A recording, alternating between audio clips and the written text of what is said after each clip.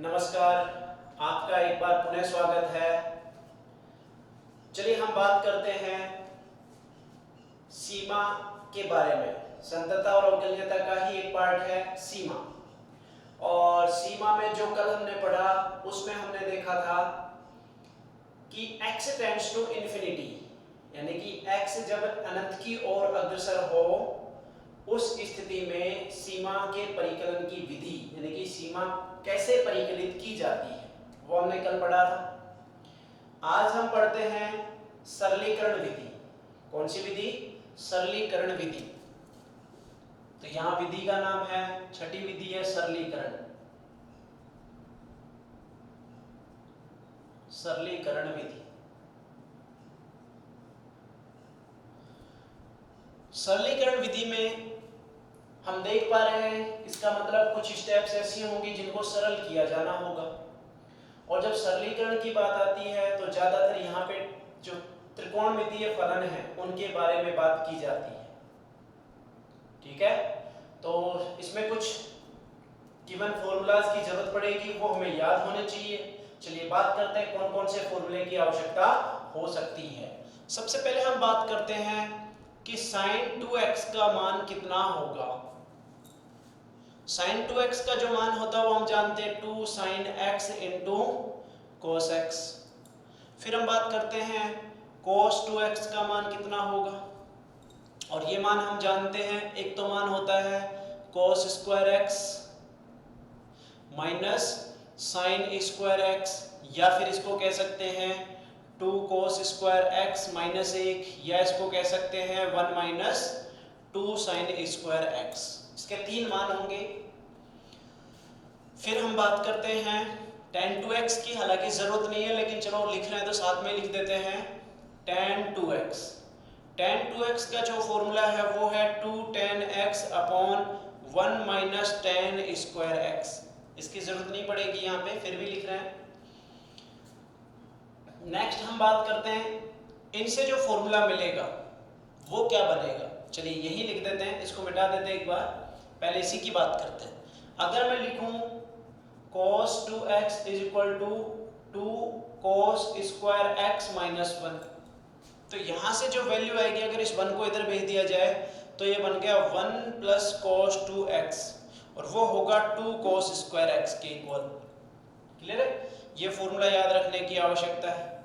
अगर मैं इस टर्म्स का उपयोग करूं तो क्या आएगा, cos 2x जो बराबर होगा किसके, 1 माइनस 2 sin स्क्वायर x। अब क्या करना है, हमें इसको फाइंड आउट करना है। तो क्या करना है, इस टर्म्स को इधर लेके जाओ और इसको इधर लेके आ जाओ। तो ये जब इधर जाएगा तो कितना हो जाएगा, प्लस का हो जाएगा 2 sin स्क्वायर x, और ये जब इधर आएगा तो माइनस का हो जाएगा 1, यानी कि 1 माइनस cos 2x। तो मैं लिख सकता हूं 1 minus cos 2x is equal to 2 sin square x। इसको भी याद रखने की आवश्यकता है। ठीक है, फिर हम बात करते हैं sin 3x के बारे में। चलिए हम बात करते हैं tan 2x के बारे में। तो tan 2x का जो प्रसार होगा, सॉरी जो फॉर्मूला होगा वो होगा 2 tan x upon 1 minus tan square x। Clear है? नेक्स्ट क्या होगा, sin 3x, और sin 3x का जो फॉर्मूला होगा वो होगा यहाँ पे 3 sin x minus 4 sin cube x। इसको भी लिखने की आवश्यकता होगी। इसी से हम बात करें, यदि sin क्यूब x की मान की बात की जाए तो क्या आएगा, ध्यान दीजिए।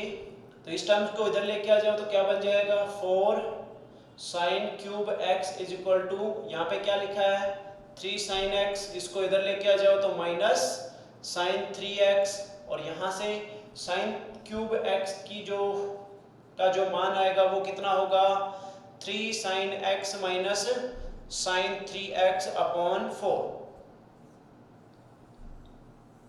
नेक्स्ट हम बात करते हैं cos 3x के बारे में। तो cos 3x का जो मान होगा वो क्या होगा, यहाँ पे ध्यान दीजिए, 4 cos cube x minus 3 cos x, और यहाँ से यदि हम मान निकालना चाहिए किसका, 4 cos क्यूब x का, तो इस पद को इधर भेजना पड़ेगा, और ये जब इधर लेके जाएंगे तो किसका हो जाएगा, प्लस का।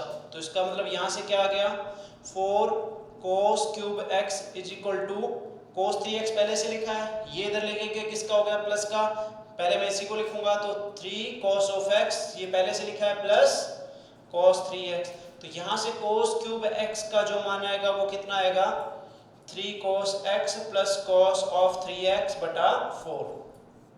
इसको भी याद रखने की आवश्यकता है। क्लियर है? इन सभी के द्वारा हम देखेंगे कि सरलीकरण विधि कैसे काम करती है। यही फॉर्मूलाज काम आएंगे, ज्यादा से ज्यादा एक और आ सकता है sin square x plus cos square x, हम जानते हैं कितना होता है 1 होता है। चलिए एक एग्जांपल की बात करते हैं, ध्यान दीजिए। अगर यहाँ पे लिमिट ज्ञात करनी हो, लिमिट x टेंड्स टू 0 और यहाँ लिखा है 1 minus cos x upon x square. ध्यान दीजिए, हम जानते हैं सबसे ज्यादा उपयोग की जो विधि है वो कौन सी होती है, प्रतिस्थापन विधि। और प्रतिस्थापन विधि का मतलब है कि जो मान दिया गया उसको प्रतिस्थापित करना है। यदि x का मान 0 के बराबर प्रतिस्थापित करें तो ये बन जाएगा 1 माइनस cos 0। और ये भी याद रखने की आवश्यकता, चलिए ये भी लिख सकते हैं, क्योंकि हम जानते हैं cos 0 का जो मान है कितना होता है 1 होता है, और sin 0 का मान वो होगा कितना 0 डिग्री या 0 जो भी ले सकते हैं, यहाँ पे कितना होता है 0। ठीक है, रेडियन और हम जानते हैं डिग्री और रेडियन दोनों में इसके मान आ सकते हैं, लेकिन यहाँ तो रेडियन के रूप में दिया गया है। तो ये हो गया 1 माइनस cos 0, और cos 0 का जो मान होगा कितना होगा 1 माइनस 1 0, 0 और नीचे भी कितना 0, मतलब कुल मिला के लिख सकते हैं प्रतिस्थापन विधि से हमने जो रूप प्राप्त किया वो कितना हो गया 0 बटा 0 रूप प्राप्त हो रहा है। इसका मतलब प्रतिस्थापन विधि तो काम नहीं कर रही है। तो जब प्रतिस्थापन विधि काम नहीं करती है उस स्थिति में हम कौन सी विधि का उपयोग करें, अन्य विधियों का। और अन्य विधियों में यहाँ हमने देखा कि त्रिकोणमितीय फलन दिए गए हैं, तो इसका मतलब फैक्टराइजेशन संभव नहीं है, यानी कि जो विधि हमने पढ़ी गुणनखंड विधि वो काम की नहीं है, परिमेयकरण भी नहीं होगा, प्रसार हो सकता है, अगर हम करना चाहें तो प्रसार विधि के द्वारा भी इसका मान ज्ञात कर सकते हैं। और इसके अलावा x टेंड्स टू इंफिनिटी काम नहीं करेगा। और नेक्स्ट विधि कौन सी है, सरलीकरण, तो सरलीकरण भी हो सकता है। चलिए पहले हम बात कर लेते हैं सरलीकरण विधि की, फिर देखते हैं प्रसार विधि से इसका मान कैसे ज्ञात होगा। तो पहले हमने बात की कि 1 माइनस cos x, यहाँ ध्यान दीजिए ये फॉर्मूला भी लिखने की आवश्यकता है। जैसे मैंने यहाँ लिखा है ना 1 माइनस cos 2x, अगर थोड़ा सा ध्यान दे रहे हो तो ध्यान दीजिए, यहाँ यदि 2x लिया गया है तो यहाँ x आया है, और यदि यहाँ मैं x लिख दूं तो क्या हो जाएगा यहाँ पे x/2। इसका मतलब जो फॉर्मूला बन जाएगा किस टर्म्स में, चूंकि हम जानते हैं सरलीकरण से 1 माइनस cos x, और इसका जो फॉर्मूला होता है वो होता है 2 sin स्क्वायर, होगा sin स्क्वायर में ही, लेकिन यहाँ पे x की जगह क्या आ जाएगा x/2, 2 sin square x/2। Clear है? जब ये फॉर्मूला यहाँ रखते हैं तो देखिए क्या बन गया, लिमिट x टेंड्स टू 0, यहाँ लिखा है 1 माइनस cos x और उसको मैंने लिख दिया 2 sin square x/2 upon x square. Clear है? तो यहाँ पे मान तो कहीं ना कहीं ज्ञात हो चुका है, क्योंकि यहाँ साइन है तो यहाँ x नीचे लिखा है, स्क्वायर है तो यहाँ भी स्क्वायर। लेकिन कल एक बात की थी, जब इन सीमाओं को फलन के द्वारा देखा था, यानी कि x टेंड्स टू 0 ना होके fx टेंड्स टू 0, तो हमने बात की थी कि जितना फलन के अंदर होता है उतनी ही राशि का भाग लगना चाहिए। तो भाग यहाँ देखिए अंदर क्या लिखा है, मैं इसको ऐसा लिख सकता हूं, लिमिट x टेंड्स टू 0, इसको मैंने लिख दिया 2 और इसको मैं लिख दिया sin x/2 का होल स्क्वायर, और मैं इसको एक साथ लिख सकता हूं, ध्यान दीजिए sin x/2 अपॉन x का होल स्क्वायर। लेकिन लिमिट कहती है कि जब फलन जो दिया गया है जो उसके अंदर लिखा है उतना ही उसके नीचे होना चाहिए। तो यहाँ कितना होना चाहिए था x/2, तो क्या करें 2 का यहाँ पे भाग दे दें और 2 का ही यहाँ पे गुणा कर दें, तो क्या आ जाएगा अपने पास, लिमिट x टेंड्स टू 0, ये हो गया 2 into sine x/2 upon x/2। देखिए मैंने 2 का भाग दिया है तो 2 का यहाँ पे क्या करना पड़ेगा, गुणा भी करना पड़ेगा। अब ये जो x/2 है ये तो किसके साथ लिया जा सकता है, साइन के साथ, लेकिन ये जो 2 है इसको बाहर लेके आ जाओ तो क्या बन गया, लिमिट x टेंड्स टू 0। ध्यान दीजिए 2 पहले से लिखा है, जब ये 2 बाहर आएगा तो 2 का स्क्वायर बनेगा, तो 2 का स्क्वायर कितना होगा 4, और साथ में लिख दिया साइन x/2 बटा x/2 और इसकी पावर स्क्वायर। क्लियर है? तो ये ध्यान दीजिए ये बन गया 1/2 और लिमिट है, लिमिट का इस पर कोई प्रभाव नहीं पड़ेगा। अगर पर लिमिट का कोई प्रभाव नहीं है तो ये तो कहाँ जाएगा बाहर, तो 1/2 तो आ गया बाहर। क्लियर है? अंदर कितना बच गया, लिमिट x टेंड्स टू 0, ये हो गया साइन x/2 बटा x/2 का होल स्क्वायर। अब लिमिट की जो बीजगणितीय प्रमेय थी वो कहती है, चलिए पहले बात कर लेते हैं बीजगणितीय प्रमेय क्या होंगी, उसके बाद हम देखेंगे इसका मान क्या होगा। तो पहले तो ये देखते हैं कि कैसे काम कर रही है। यहाँ पे बीजगणितीय प्रमेय कहती है यदि फलन में कोई दूसरा फलन दिया जाए या उसकी घात दी जाए तो लिमिट को उस घात के अंदर भी ले जाया जा सकता है। तो यदि लिमिट इसके अंदर आएगी तो क्या बन जाएगा, मैं लिख सकता हूँ 1/2 into limit x tends to 0, ये हो गया साइन x/2 अपॉन x/2 और इसका होल स्क्वायर। क्लियर है? तो कितना आ गया 1/2। ध्यान दीजिए अगर मैं इसकी बात करूं, क्योंकि यहाँ x/2 है जबकि यहाँ पे कितना है x है, और हम जानते हैं जब x का मान 0 की ओर अग्रसर है तो x/2 है वो भी किसकी ओर अग्रसर होगा, 0 की तरफ। इसका मतलब ये पूरा ही कह सकते हैं कितना हो गया, और ये मानक सीमा बन गई, और मानक सीमा का मान कितना होगा 1, तो 1 का स्क्वायर ये आ गया कितना 1/2, यही इस लिमिट का मान होगा। इस प्रकार सरलीकरण विधि काम करती है। तो हमने बात की थी यहाँ पे बीजगणितीय प्रमेय की, तो फलनों की बीजगणितीय प्रमेय क्या होगी पहले उसकी बात करेंगे, फिर हम बात करेंगे कि फलनों के द्वारा सीमा के जो बीजगणितीय प्रमेय है वो कैसे काम करेगी। चलिए दोनों की बात करते हैं ना इस विधि में। पहले बात करते हैं, विधि को हटा दें,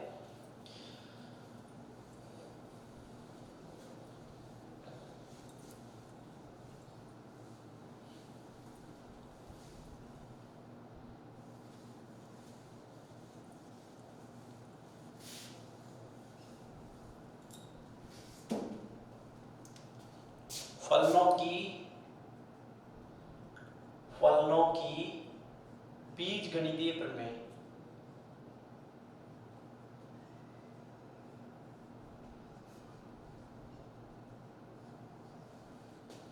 यदि दो वास्तविक फलन f(x) और g(x) दिए गए हैं जो समान प्रांत d पर परिभाषित है, यदि दो वास्तविक फलन f(x) तथा g(x) समान प्रांत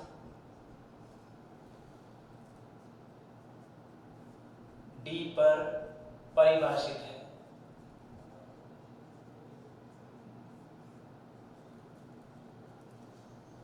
ठीक है। और साथ में इनकी सीमा की बात भी कर लें, यदि limit x tends to a, और यहाँ पे मैं ले रहा हूँ f(x) = L है, सेम। अच्छा लिमिट की बात बाद में करें, पहले फलन की बीजगणितीय प्रमेय की बात करें, है ना। तो पहला जो फलन बनेगा तो फलनों के लिए बीजगणितीय प्रमेय निम्न प्रकार होगी।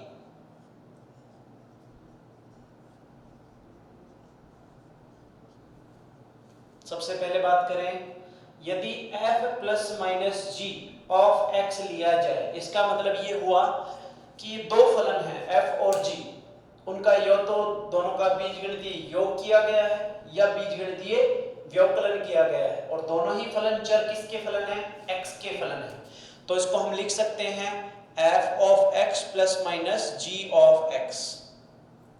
दूसरा, अगर फलन इस प्रकार दिए जाएं, फलन f है दूसरा फलन क्या है, g है, तो f इंटू जी, यानी कि दो फलनों का गुणनफल है। और जानते हैं दोनों ही फलन किसके फलन है, x के हैं, तो इनको अलग अलग इस रूप में लिखा जा सकता है, fx इंटू gx इस रूप में लिखा जा सकता है।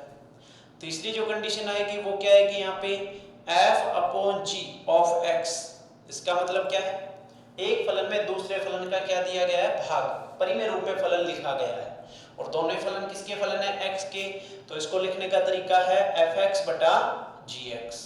जबकि कंडीशन ये कहती है कि जो gx है उसका मान 0 के इक्वल नहीं होना चाहिए। तो इनके द्वारा हम देखते हैं कि फलनों की जो सीमा है उसकी बीजगणितीय प्रमेय क्या होगी। लिखें यहाँ पे, पहले इसको नोट करें, फिर हम बात करते हैं फलनों की सीमा की बीजगणितीय प्रमेय।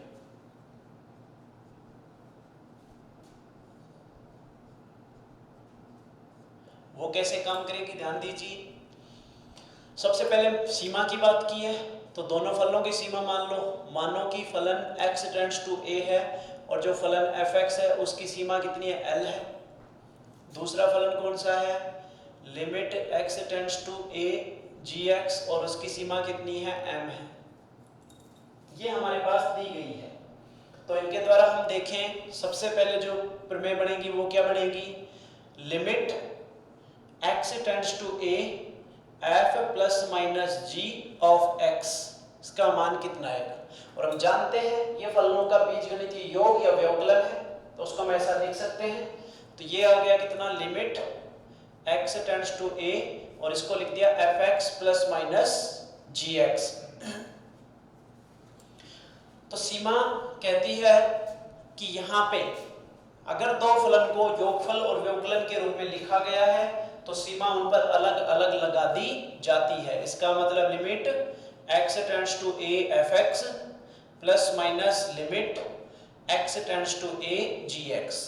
और हमने इसका जो लिमिट का परिकलन किया, माना है वो कितना है, l है, तो ये l है प्लस माइनस m। इसमें जो दूसरी प्रमेय बनेगी वो क्या बनेगी, limit x tends to a, अगर मैं यहाँ लिखूं f into g of x, तो इसको हम लिख सकते हैं वही, यदि दो फलनों का गुणा है तो उसको अलग अलग लिख सकते हैं fx इंटू gx के रूप में। तो ये बन गया कितना, limit x tends to a fx into gx।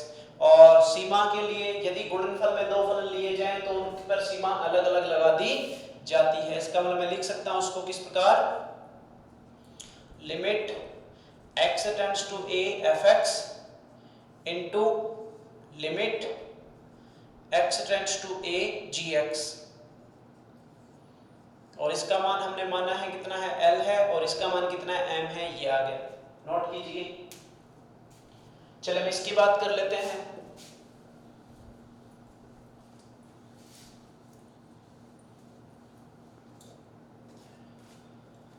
तीसरी जो प्रमेय बनेगी वो क्या बनेगी, limit x tends to a f बटा g ऑफ x।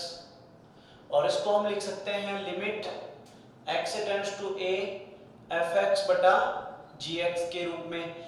और सीमा कहती है, सीमा यहाँ पे भी जब लगानी हो तो दोनों फलनों पर अलग अलग लगा दी जाती है। इसका मतलब limit x tends to a fx है और इसी प्रकार limit x tends to a gx है। और इसका मान कितना हो गया, l, इसका कितना m, लेकिन कंडीशन ये है कि m का मान 0 नहीं होना चाहिए। ठीक है। फोर्थ में यदि कभी लिमिट कैलकुलेट करनी हो, limit x tends to a है और k इंटू fx ज्ञात करना हो, मतलब क्या है कि कोई फलन fx है और उसका जो मल्टीप्लिकेशन किया गया है, गुणा किया गया, वो किसी अचर राशि से किया गया है। अचर का मतलब यहाँ पे कह सकते हैं एक ऐसी राशि जिस पर सीमा का कोई प्रभाव नहीं पड़े। अगर सीमा का कोई प्रभाव नहीं पड़ता है तो उस राशि को हम कहाँ निकाल देते हैं, बाहर निकाल देते हैं। इसका मतलब k तो बाहर आ जाता है और limit x tends to a fx, मतलब हम लिख सकते हैं k और इसका मान कितना माना हुआ है, l। इसका मतलब ये बन गया k into l। Next part, यदि हम लिखना चाहें limit x tends to a है और यदि एक फलन को लिखा गया है fx की पावर gx के रूप में, याद रहे यहाँ पे दोनों ही फलन x के फलन है, मतलब दोनों में ही चर x है। तो इस कंडीशन में जब लिमिट की बात की जाए तो लिमिट दोनों फलनों पर अलग अलग लागू होगी। तो इसका मतलब इसको इस प्रकार लिखना है, limit x tends to a fx और इसकी पावर है तो पावर में लिमिट लेके जाइए, कितना हो गया limit x tends to a of gx, इस प्रकार। तो इसका मतलब इसका मान कितना था l और इसका कितना m, तो l to power m। Note कीजिए।